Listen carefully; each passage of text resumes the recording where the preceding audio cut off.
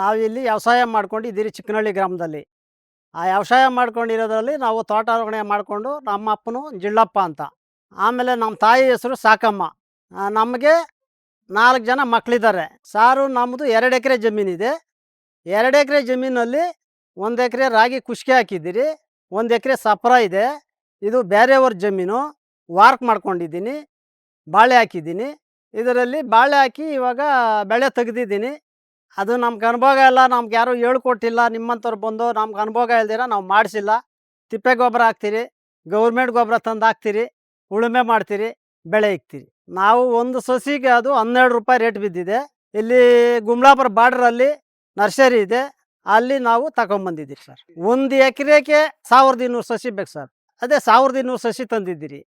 1200 ಸಸಿ ತಂದು 1 ಎಕರೆಗೆ 6 ಅಡಿ ಚದರಡಿ ಗುಂಡಿ ಮಾಡಿ ಉಣಿದ್ದೀರಿ. 10 ಅಡಿ 10 ಅಡಿ ಚದರಡಿ ಮಾಡಿ ಬೆಳೆ ತೆಗೆದಿದ್ದೀರಿ. ಕೃಷಿ ಮಾಡೋವಾಗ ಭೂಮಿನ ಚೆಂದಾಗಿ ಉಳುಮೆ ಮಾಡಬೇಕು. ಉಳುಮೆ ಮಾಡಿ ಸಸಿ ನೆಡುವಾಗ ಒಂಟ್ನೇಗಲು ಹಾಕಿ, ಅದಕ್ಕೆ ತಿಪ್ಪೆ ಗೊಬ್ಬರ, ಕೋಳಿ ಗೊಬ್ಬರ ಎಲ್ಲ ಹಾಕಿ, ಅದ್ರ ಮೇಲೆ ರೋಟ್ರಿ ಹೊಡೆದು ಆಮೇಲೆ ಅದಕ್ಕೆ ಗಿಡ ನೆಟ್ಟಿದ್ರಿ ಸರ್. ಒಂದು ಸಸಿ ನೆಟ್ಟ ಮೇಲೆ 1 ವರ್ಷಕ್ಕೆ ಫಲ ಸಿಕ್ಕೋದು. ಅದು ವರ್ಷಕ್ಕೊಂದು ಬೆಳೆ. ಇದು ಬಳ್ಳೆ ನಾವು ಅದರಲ್ಲಿ ಸಸಿ ನೆಟ್ಬಿಟ್ಟು ಬಿಟ್ಬಿಟ್ರೆ ಬೆಳೆ ಆಗಲ್ಲ. ಸಸಿ ನೆಟ್ಟ ಮೇಲೆ ತಿಂಗ್ಳಿಗೊಂದು ಕಿತ್ತ ಗೊಬ್ಬರ ಹಾಕಬೇಕು. ತಿಂಗ್ಳಿಗೊಂದು ಕಿತ್ತ ಅದಕ್ಕೆ ಗೊಬ್ಬರ ಹಾಕಿ ಮದ್ದು ಸಿಂಪಡಣೆ ಮಾಡಬೇಕು. ಹಂಗೆ ಮಾಡ್ದೇ ಸರ್ ಅದು ಬೆಳೆ ಬರೋದು. ನಾವು ತಳಿ ಅಂತಂದರೆ ಪಚ್ಚಬಾಳೆ ಅಂತ ಸರ್. ಅದರಲ್ಲಿ ಯಾವ 3-4 ಜಾತಿ ಇದೆ ಸರ್, ಅದು ನಮ್ಗೇನು ಗೊತ್ತಿಲ್ಲ. ಸುಗಂಧರಾಜ ಇದೆ, ಪಚ್ಚಬಾಳೆ ಇದೆ, ಗುಜ್ಜಬಾಳೆ ಇದೆ. ಯಾವುದು ನಾವು ಹಾಕಿಲ್ಲ, ನಾವು ಪಚ್ಚಬಾಳೆ ಹಾಕಿದ್ದೀರಿ ಸರ್. ಏನೋ ಚೆನ್ನಾಗಿರ್ತದೆ ಅಂತಂದ್ರೆ ಹೇಳಿದ್ರೆ ನಿಮ್ಮಂಥ ದೊಡ್ಡವರು, ಅದಕ್ಕೆ ಅದನ್ನೇ ತಗೊಂಬಂದು ಹಾಕಿದ್ದೀರಿ ಸರ್. ನಾವು ನೀರಿನ ವ್ಯವಸ್ಥೆ ಮನೆ ಹತ್ರ ಬೋರಿದೆ, ಅಲ್ಲೇ ಟ್ಯಾಂಕ್ ಮಾಡ್ಕೊಂಡಿದ್ದೀರಿ. ಟ್ಯಾಂಕ್ನಾಗ ಒಂದು ಮೋಟ್ರ್ ಇಟ್ಕೊಂಡಿದ್ದೀರಿ. ಅಲ್ಲಿಂದ ಇಲ್ಲಿ ಡ್ರಿಪ್ಸ್ ವೈರ್ ಹಾಕಿದ್ದೀರಿ. ಆ ಡ್ರಿಪ್ಸ್ನಾಗ ನೀರು ಸಿಂಪಡಣೆ ಮಾಡುತ್ತೆ ಸರ್. ಸರ್ ರೋಗ ಬರುತ್ತೆ. ಅದೇನು ರೋಗ ಬರುತ್ತೆ ಅಂತಂದರೆ ಕರ್ಜಾಲು ಅಂತ ಬರುತ್ತೆ. ಆ ಕರ್ಜಾಲು ಅಂತ ಬಂದಾಗ ಯಾವುದೋ ಕರ್ಜೆಟು ಅಂತ ಮದ್ದು ಕೊಟ್ಟಿದ್ರು, ಅದನ್ನ ತಂದು ಹೊಡೆದಿದ್ಕೆ ಅಷ್ಟು ಕಂಟ್ರೋಲ್ ಆಗಿದೆ ಸರ್. ಸರ್ ನಾವು ಬೆಳೆ ಬಂದಾಗ ಗಿಡ ಎಲ್ಲ ಸುಳಿ ಕಚ್ತಾ ಇರ್ತವೆ, ಅವಾಗ ನೋಡ್ತೀರಿ, ಮದ್ದು ಹೊಡಿತೀರಿ. ಮದ್ದಕ್ಕೂ ಹೋಗಿಲ್ಲ ಅಂತಂದರೆ ನಾವು ಅದನ್ನ ರಾತ್ರಿ ಹೊತ್ತು ಬ್ಯಾಟ್ರಿ ಹಾಕ್ಕೊಂಡು ಬಂದು ಹಿಡ್ಕೊಂಡು ಸಾಯಿಸಾಕ್ತೀರಿ. ಆವಾಗ ಇನ್ನೊಂದು ದಿನ ಬಂದು ನೋಡ್ತೀರಿ. ಇನ್ನೊಂದು ದಿನ ಬಂದು ನೋಡೋಕೆ ಏನನ್ನ ಇದ್ದರೆ ನೋಡ್ತೀರಿ, ಇಲ್ಲ ಅಂತಂದರೆ ಇಲ್ಲ.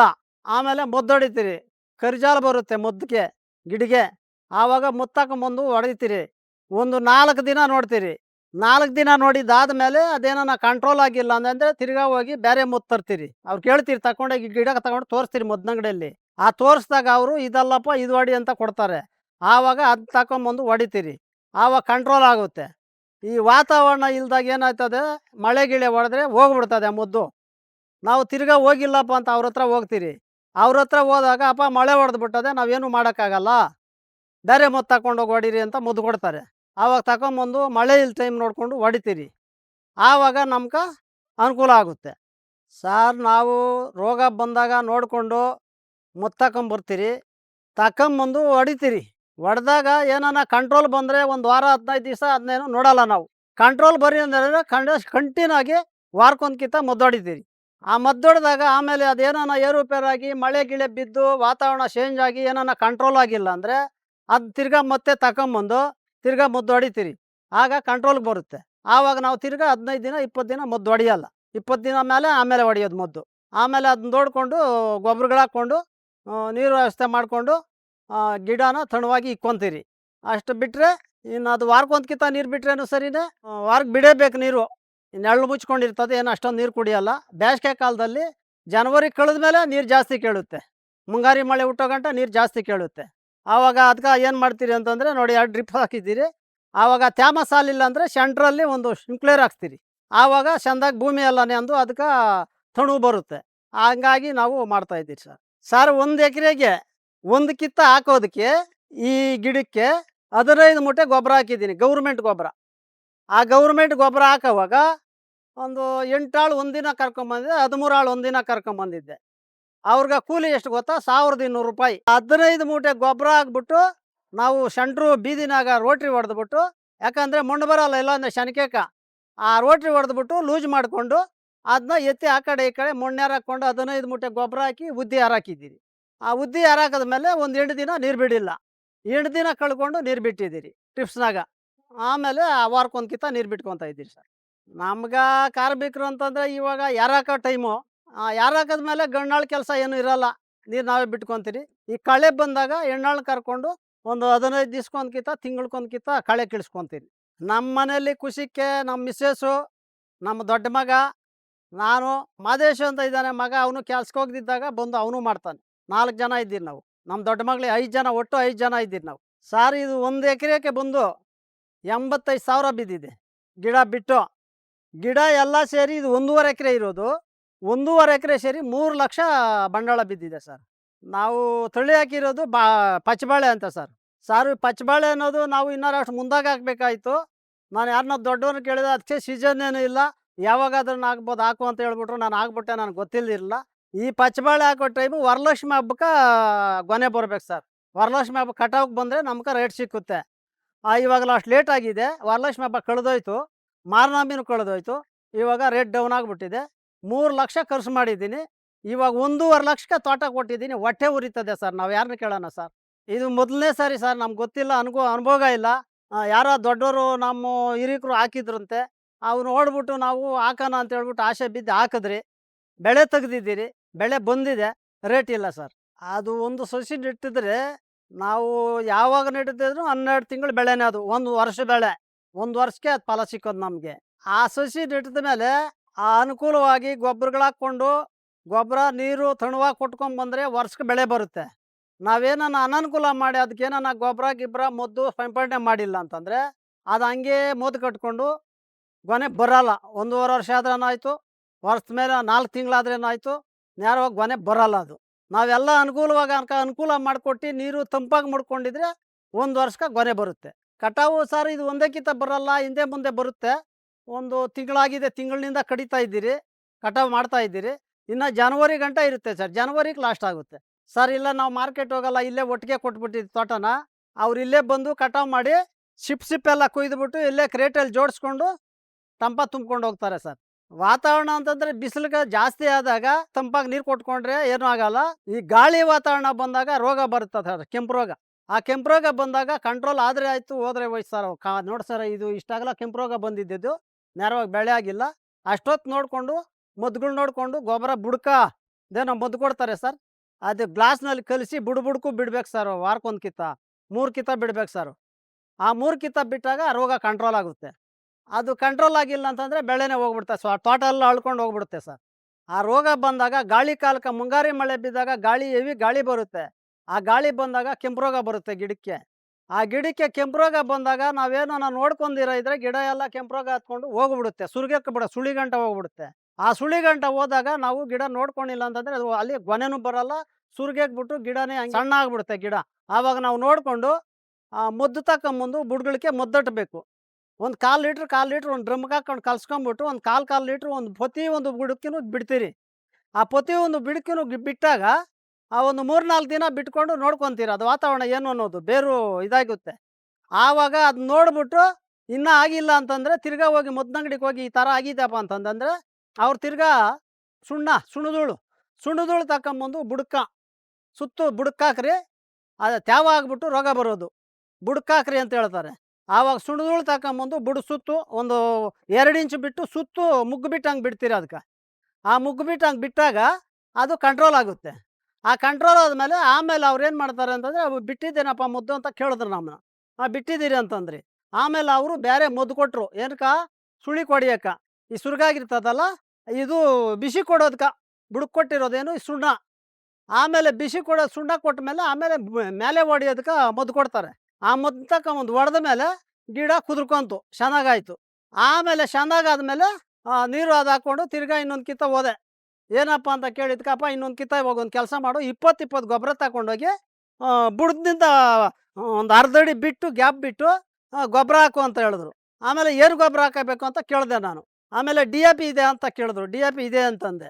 ಆಮೇಲೆ DAP ತಗೊಂಡೋಗಿ ಒಂದು ಅರ್ಧ ಅಡಿ ಬಿಟ್ಟು ಬುಡದಿಂದ ಬುಡಕ್ಕೆ 4 ಕಾಳೆ ಗಾತ ಆಗ್ಬಿಟ್ಟು ಬಾಸಿ ಎತ್ಕೊಂಡು ಗಾಯ ಮಾಡಿಬಿಟ್ಟಲ್ಲಿ ಅದಕ್ಕೆ ಆಗ್ಬಿಟ್ಟು ಅಷ್ಟು 4 ಕಡೆನೂ ಬುಡಕ್ಕಾಗ್ಬಿಟ್ಟು ಮಣ್ಣು ಮುಚ್ಚಿಬಿಡು ಅಂತ ಹೇಳಿದ್ರು. ಆವಾಗ ಅದೇನು ಮಾಡಿದೆ ಅಂತಂದರೆ, ನಾನೇನು ಮಾಡಿದೆ, ಆಗ್ಬಿಟ್ಟು ಶನಕಿ ಎತ್ಕೊಂಡು ಮಣ್ಣು ಮುಚ್ಚಿಬಿಟ್ಟೆ. ಆವಾಗ ಅದು ಚೆನ್ನಾಗಿ ಗಿಡ ತೇರ್ಕೊಂತು. ಆಯ್ತು, ಚೆನ್ನಾಗಾಯ್ತು. ಬೆಳೆ ಬಂದಿದೆ, 50 kg 60 kg ಬಂದಿದೆ ಗೊನೆ. ರೇಟ್ ಕೇಳೋನಿಲ್ಲ ಇವಾಗ. ನಾವು ಏನು ಮಾಡೋಕ್ಕಂತ ಬೇಜಾರಾಗ್ಬಿಟ್ಟು ತೋಟನೇ ಬಿಟ್ಬಿಡ್ಬೇಕು ಅನಿಸ್ಬಿಟ್ಟಿತ್ತು. ಯಾರ್ಯಾರಿಗೆ ಕೇಳಿದ್ರಿ, ಯಾರು ಬಂದ್ರೇನು ಬೇಡಪ್ಪ ರೇಟ್ ಇಲ್ಲ, ₹2 ₹3 ಆಗ್ಬಿಟ್ಟಿದೆ. ಆಂಧ್ರದಿಂದ ₹9ಗೆ ಬರ್ತಾ ಇದೆ ಕಾಯಿ, ಡೆಲಿವರಿ ಬರ್ತಾ ಇದೆ, ನಮಗೆ ಬೇಡ ಅಂದ್ಬಿಟ್ರು. ಹಿಂಗೆ 2, 3 ಆಳು ಕೇಳಿದ್ರಿ. ಈಗ ಬತ್ತೀರಿ, ಆಗ ಬತ್ತೀರಿ, ಹಬ್ಬ ಕಳ್ಕೊಂಬತ್ತೀರಿ. ಆಮೇಲೆ ಒಬ್ಬರು ನಾನು ಮಾರನಮೆ ಹಬ್ಬ ಕಳ್ಕೊಂಬಂದು ತೋಟ ಹೊಡಿತೀನಿ, ನಾನು ಖಾಲಿ ಮಾಡ್ತೀನಿ, ಜವಾಬ್ದಾರಿ ನಂದು ಅಂತ ಹೇಳ್ದ. ಆನೇಕಲ್ಲಾಗೆ ಸಾಬೆ ಒಬ್ಬನು. ಹೌದೇನೋ ಅಂತ ಹೇಳ್ಬಿಟ್ಟು ನಾನು ಸುಮ್ಮನೆ ಇದ್ಬಿಟ್ಟೆ. ಆವಾಗ ಅವ್ರೇನು ಮಾಡಿದ್ರು ಬಂದುಬಿಟ್ಟು, ಇಲ್ಲಪ್ಪ ನನ್ನ ತೋಟ ಬೇಡ, ಯಾವ ತೋಟಗಳು ತೆಗೆದ್ಬಿಟ್ಟಿದ್ದೀನಿ, ನಾನಿವಾಗ ತೋಟ ಹೊಡಿಯೋಕ್ಕಾಗಲ್ಲ, ನೀವು ಯಾರಿಗಾನ ಕೊಟ್ಕೊಳ್ರಿ ಅಂತಂದರು. ಈ ಮಣ್ಣು ಬೆಳೆಬೇಕಾದ್ರೆ ಮಣ್ಣು ಕೆಬ್ಬೆ ಇರಬೇಕು, ಎಲ್ಲ ಮಿಕ್ಸಿಂಗ್ ಇರಬೇಕು. ನಾವು ಮಣ್ಣೇನೋ ಹಂಗೇನಾನ ಇದ್ದರೆ ಏರುಪೇರು ಇದ್ದರೆ ನಾವು ಬೇರೆ ಕಡೆಯಿಂದ ಮಣ್ಣು ಹೊಡ್ಸ್ಕೊತೀರಿ, ಮಿಕ್ಸಿಂಗ್ ಮಾಡ್ತೀರಿ. ಮಿಕ್ಸಿಂಗ್ ಮಾಡಿ ಅದನ್ನೆಲ್ಲ ಉತ್ತಿ ಹಸನು ಮಾಡಿ ರೋಟ್ರಿ ಹೊಡೆದು ಸಾಲು ಹೊಡ್ಕೊಂಡು ಅದಕ್ಕೆ ಗಿಡ ಹಾಕ್ತೀವಿ. ಒಂದು ಗಿಡಕ್ಕೆ 35ರಿಂದ 50 ಕೆಜಿಗೆ ಹಣ್ಣು ಬರುತ್ತೆ ಒಂದು ಗಿಡಕ್ಕೆ. ಆವಾಗ ಅದು ಲೆಕ್ಕ ಹಾಕೊಳ್ಳಿ ಎಷ್ಟು ಬರುತ್ತೆ ಅನ್ನೋದು. ಒಂದು ಗಿಡಕ್ಕೆ 35ರಿಂದ 50 ಕೆಜಿ. ಇಲ್ಲ ಸರ್, ನಾವು ತಗೊಂಡು ಹೋಗೋಕ್ಕಾಗಲ್ಲ, ನಾವು ತಗೊಂಡೋಗಿ ಅದನ್ನ ಹೊಡಿಯೋಕ್ಕಾಗಲ್ಲ. ಆ ಮೊದ್ಲ ಕಾಲಕ್ಕಿತ್ತು ಗೊನೆನೇ ತಗೊಂಡೋಗಿ ಲಾಲ್ಬಾಗ್ ಹಾಕ್ತಾಯಿದ್ರಿ, ಮಂಡಿಗೆ ಹಾಕ್ತಾಯಿದ್ದೆ ತಗೊತಾ ಇದ್ರು. ಈಗೆಲ್ಲ ತೋಟಗಳ ಹತ್ರನೇ ಬಂದು ತಗೊಂಡು ಕೆ ಜಿ ಲೆಕ್ಕ ತಗೊತಾ ಇದ್ರು. ₹18, ₹12, ₹17 ಹಂಗೆ ಹೊಡಿತಾ ಇದ್ರು ವರಲಕ್ಷ್ಮಿ ಹಬ್ಬದ ಟೈಮು. ಇವಾಗ ಸಡನ್ನಾಗಿ ರೇಟ್ ಬಿದ್ದೋಗ್ಬಿಟ್ಟಿದೆ, ಇವಾಗ ತೆಗಿಯೋನೇ ಇಲ್ಲ. ₹15 ರೇಟ್ ಇದ್ದರೆ ನಮ್ಗೇನು ಲಾಸ್ ಆಗಲ್ಲ ಸರ್. ₹15 ರೇಟ್ ಇದ್ದರೆ ಒಂದು ಎಕರೆಗೆ ಬಂದು ಅಷ್ಟು ಹೆಚ್ಚು ಕಮ್ಮಿ 12, 13 ಲಕ್ಷ ಆಗುತ್ತೆ ಸರ್. ಈಗ ರೇಟ್ ಇಲ್ದಿದ್ದಕ್ಕೆ ಏನೂ ಮಾಡೋಕ್ಕಾಗಲ್ಲ ಸರ್. ಸರ್ ಏನಿಲ್ಲ ಇದರಲ್ಲಿ, ಇವಾಗ ರೇಟ್ ಡೌನ್ ಆಗಿದೆ ಅಂತ ಹೇಳ್ಬಿಟ್ಟು ನಾವು ಬಿಡೋದೇನಿಲ್ಲ, ಸಾಧನೆ ಮಾಡ್ಬೇಕು ಅದನ್ನ. ಇವತ್ತಿಲ್ಲ ನಾಳೆ ಫಲಿತಾಂಶ ಕೊಟ್ಟೇ ಕೊಡ್ತದೆ ಭೂಮಮ್ಮನು. ಸಾಧನೆ ಮಾಡಿ ನಾವು ಅದೇ ಬೆಳೆನ ತೆಗಿಬೇಕು. ಇವತ್ತು ರೇಟ್ ಸಿಕ್ಕಿಲ್ಲ ಅಂತ ಹೇಳ್ಬಿಟ್ಟು ನಾವು ಬಿಟ್ಬಿಟ್ರೆ ನಮ್ಗೇನೂ ಇಲ್ಲ ಸರ್. ಅದರಲ್ಲಿ ಸಾಧನೆ ಮಾಡಬೇಕು, ಬೆಳೆ ತೆಗಿಬೇಕು, ಕಷ್ಟ ಬೀಳಬೇಕು, ಆವಾಗ ನಮ್ಗೆ ಸುಖ ಸಿಕ್ಕುತ್ತೆ. ನಾವು ಇವಾಗ ಕಷ್ಟ ಆಗೋಯ್ತು, ಲಾಸ್ ಆಗೋಯ್ತು ಅಂತೇಳಿ ನಾವು ಬಿಡೋಕೆ ಹೋದರೆ ನಮ್ಗೆ ಯಾವ ಭೂಮಿನೂ ಫಲ ಕೊಡಲ್ಲ ಸರ್. ಹೌದು ಸರ್, ಭೂಮಮ್ಮನ ಯಾವತ್ತೂ ಭೂಮಮ್ಮನ ಕಷ್ಟಪಟ್ಟರೆ ಯಾವತ್ತೂ ಭೂಮಮ್ಮನ ನಮ್ಮ ಮೋಸ ಮಾಡಲ್ಲ. ನಮ್ಮ ಮೋಸ ಮಾಡದಿರೋ ಭೂಮಮ್ಮನು ನಾವು ಫಲಿತಾಂಶ ಪಡೋಕೆ ಆಗೋದೇ ಇಲ್ಲ. ಭೂಮಮ್ಮನಲ್ಲಿ ನಮ್ಗೆ ಫಲಿತಾಂಶ ಸಿಕ್ಕುತ್ತೆ.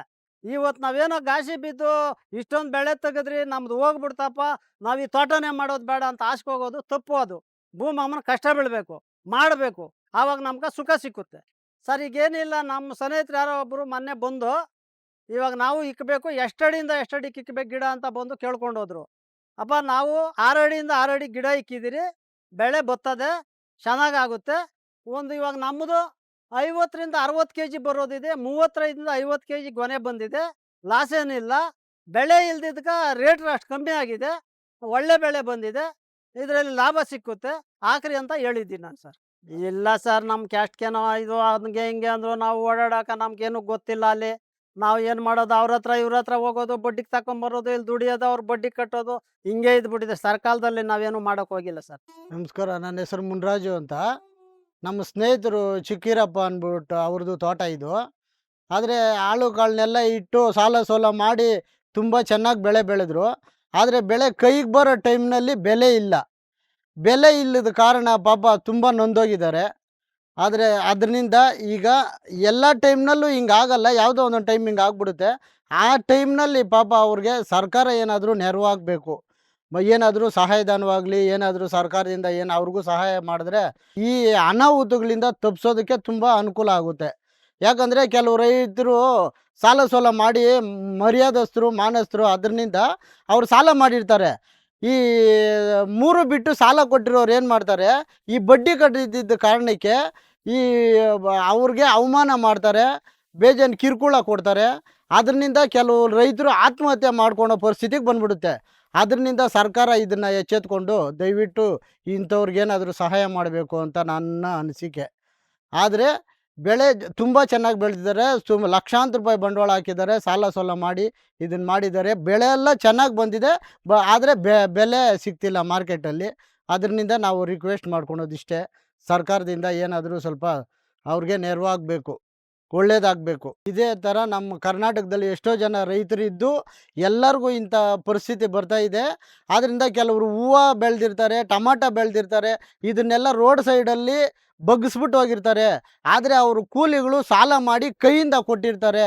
ಇಂಥದ್ದನ್ನೆಲ್ಲ ಕರ್ನಾಟಕದಲ್ಲಿ ಎಷ್ಟೋ ರೈತರಿರೋದ್ರಿಂದ ಈ ಸರ್ಕಾರ ಏನೋ ಎಚ್ಚೆತ್ತುಕೊಂಡು ದಯವಿಟ್ಟು ಇವ್ರಿಗೆಲ್ಲ ಸ್ವಲ್ಪ ನೆರವಾಗಬೇಕು. ಆದರೆ ಎಷ್ಟೋ ಸರ್ಕಾರ ಬರ್ತಾ ಇದೆ, ನೋಡ್ತಾ ಇದೆ, ಹೋಗ್ತಾನೆ ಇದೆ, ಆದರೆ ಯಾರಿಗೂ ಇದರಲ್ಲಿ ಪ್ರತಿಫಲ ಸಿಗ್ತಾ ಇಲ್ಲ. ದಯವಿಟ್ಟು ಇದನ್ನು ಸರ್ಕಾರದವರು ಏನೋ ಬಾಧೆ ಬಿದ್ದು ಇದನ್ನೆಲ್ಲ ಕಣ್ಣಲ್ಲಿ ಕಣ್ಣಿಟ್ಟು ನೋಡಿ ಅದಕ್ಕಂತ ಒಂದು ಟೀಮ್ನ ಕ್ರಿಯೇಟ್ ಮಾಡಿ ಆ ಟೀಮ್ ಪ್ರಕಾರವಾಗಿ ಎಲ್ಲರಿಗೂ ಅನ್ಯಾಯ ಆಗಿರೋ ರೈತರಿಗೆ ಸ್ವಲ್ಪ ಕೈ ಹಿಡಿಬೇಕು ಅಂತ ನನ್ನ ಅನಿಸಿಕೆ. ಇದು ಬರಡು ಭೂಮಿಯಲ್ಲಿ ಇವರು ಇಷ್ಟೆಲ್ಲ ಹಸನು ಮಾಡಿ ಇದರಲ್ಲಿ ಗಿಡ ನೆಟ್ಟು ಬೆಳಿಬೇಕಾದ್ರೆ ಅವ್ರು ಎಷ್ಟು ಶ್ರಮ ಪಟ್ಟಿರ್ತಾರೆ, ಎಷ್ಟು ಜನ ಕೂಲಿ ಬಿದ್ದಿರ್ತಾರೆ, ಕೂಲಿ ಆಳುಗಳು ಇಟ್ಟಿರ್ತಾರೆ. ಅದರಲ್ಲಿ ಯಂತ್ರಗಳು ಉಪಕರಣಗಳು ಬೇರೆ ಸೌಕರ್ಯ ಇರೋದ್ರಿಂದ ಅದನ್ನೂ ಬಾಡಿಗೆಗೆ ತಗೊಂಡು ಬಂದು ಅದರಿಂದನೂ ಸ್ವಚ್ಛಗೊಳಿಸವ್ರೆ. ಆದರೆ ಇದು ಗಿಡ ಇಟ್ಟಾಗಿಂದು ನಾನು ಬಂದು ಹೋಗ್ತಾ ಇರ್ತೀನಿ. ಆದರೆ ಬಂದು ಹೋದಾಗೆಲ್ಲ ಇವ್ರದ್ದು ಇದೇ ಕೆಲಸ ಮಾಡ್ತಾ ಇರ್ತಾರೆ. ಪಾಪ ನೈಟು ಹಗಲು ಅಂದೆ ಪಾಪ ತುಂಬ ಕಷ್ಟಪಟ್ಟು ಬೆಳೆ ಬೆಳೆದಿದ್ದಾರೆ. ಇಷ್ಟು ಚಿಕ್ಕ ಗಿಡಗಳಿಂದ ಇರೋವಾಗಿಂದನೂ ದೊಡ್ಡ ಗಿಡಗಳವರೆಗೂ ನಾನು ಕಣ್ಣಲ್ಲಿ ನೋಡ್ತಾ ಇದ್ದೀನಿ. ಪಾಪ 24 ಗಂಟೆನೂ ಇಲ್ಲೇ ಇದ್ದು ಒಳ್ಳೆ ಬೆಳೆ ಬೆಳೆದಿದ್ದಾರೆ. ದೊಡ್ಡದಾಗಿ ಇದ್ದಾವೆ, ಈಗ ಕಾಯಿಗಳೆಲ್ಲ ಬಂದಿದ್ದಾವೆ, ಚೆನ್ನಾಗಿದೆ. ಆದರೆ ಮಾರ್ಕೆಟಲ್ಲಿ ಬೆಲೆ ಸಿಗ್ತಾ ಇಲ್ಲ. ದಯವಿಟ್ಟು ಇವ್ರು ಭಾಳ ಶ್ರಮ ಪಟ್ಟವ್ರೆ. ಅದರಿಂದ ಏನಾದರೂ ಸರ್ಕಾರ ಎಚ್ಚೆತ್ಕೊಂಡು ದಯವಿಟ್ಟು ಇವ್ರಿಗೇನಾದರೂ ಸಹಾಯ ಮಾಡಬೇಕು. ಆದರೆ ಇಲ್ಲಿಗೆ ಬರಡು ಭೂಮಿನ ಈ ಥರ ಬಂಗಾರ ಬೆಳೆಯೋಂಥ ಭೂಮಿ ಮಾಡಿ ಅವರು ಇಷ್ಟು ಬೆಳೆ ಬೆಳಿಬೇಕಾದ್ರೆ ಎಷ್ಟು ಶ್ರಮ ಪಟ್ಟಿರ್ತಾರೆ ತಾವುಗಳೆಲ್ಲ ಯೋಚನೆ ಮಾಡಬೇಕು. ಅದರಿಂದ ದಯವಿಟ್ಟು ಇಷ್ಟೇ ಅಲ್ಲದೆ ಈ ಚಿಕ್ಕೀರಪ್ಪನವ್ರು ಬಿದ್ದಿರೋ ಶ್ರಮಕ್ಕೆ ತಕ್ಕಾದ ಪ್ರತಿಫಲ ಸಿಗ್ತಾ ಇಲ್ಲ.